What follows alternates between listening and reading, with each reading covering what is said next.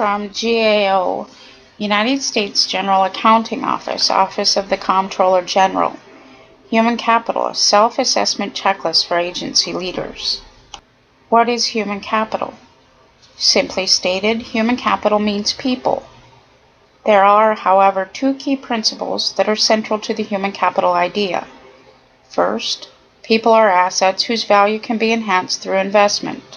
As with any investment, the goal is to maximize value while managing risk. As the value of people increases, so does the performance capacity of the organization, and therefore its value to clients and other stakeholders. From ACC.com, Association of Corporate Counsel. The Association of Corporate Counsel, or ACC, is a global bar association that promotes the common professional and business interests of in-house counsel who work for corporations, associations, and other private sector organizations through information, education, networking opportunities, and advocacy initiatives. From co.dodge.wi.us, Dodge County, Wisconsin Corporate Counsel. Purpose of the Corporation Counsel. The Dodge County Corporation Counsel is the attorney who provides legal advice to the county board, its committees, and county departments, drafts and reviews ordinances and resolutions for county board action, advises the county board with respect to parliamentary procedures, attends county committee meetings and other county-related meetings, and reviews contracts in which the county is a party. The Dodge County Corporation Counsel prosecutes mental commitment cases, guardianship, protective placement services cases, children in need of protection or services or CHIPS cases, juveniles in need of protection or services or JIPS cases, termination of parental rights or TPR cases, shoreland, wetland, floodplain, and sanitary code violations, and citations issued by the Dodge County Sheriff's Department which allege violation of a county ordinance, except for those citations which allege a violation of a county ordinance which has adopted Section 346.631A or Section 346.631B of the Wisconsin statutes. The Dodge County Corporation Counsel Office is a central location site for the Dodge County Collection Program involving delinquent guardian ad litem fees, custody study fees, mediation fees, court-appointed legal counsel fees, attorney service fees, and monies due to all county departments that require legal proceedings to collect on outstanding accounts due to Dodge County. The Dodge County Corporation Counsel serves as the attorney for the East Wisconsin Counties Railroad Consortium and performs the duties of recording secretary for the consortium pursuant to Section 59.58 and Section 63.0301 of the Wisconsin statutes. The Dodge County Corporation Counsel Office represents only Dodge County government and may not render a legal opinion or provide advice to individuals. So let's go back to Association of Corporate Counsel again.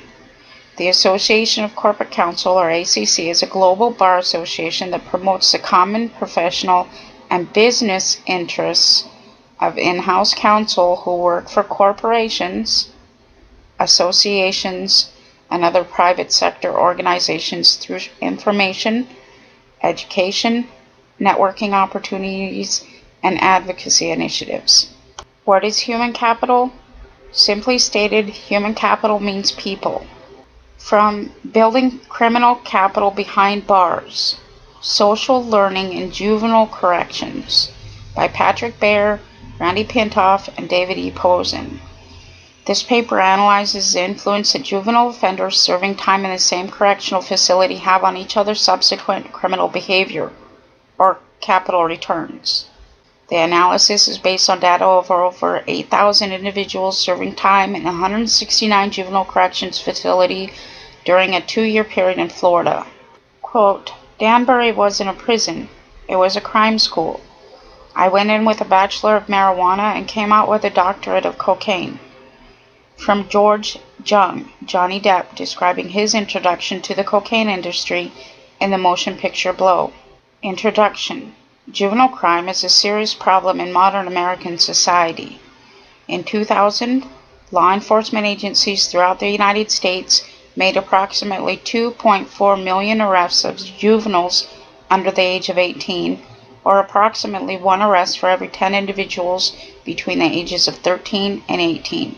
More than 500,000 of these arrests were for property crimes, more than 200,000 were for drug-related violations, and almost 100,000 were for violent crimes. On any given day in 1999, over 100,000 juvenile offenders were being held in residential placement. Part 5. Policy Considerations. Given the strong and robust evidence of reinforcing peer effects in correctional facilities, 2 policy-related issues merit further examination: the optimal assignment of individuals to facilities and how peer quality is distributed across individuals and facilities. With regards to optimal assignment, our results point to 2 broad conclusions.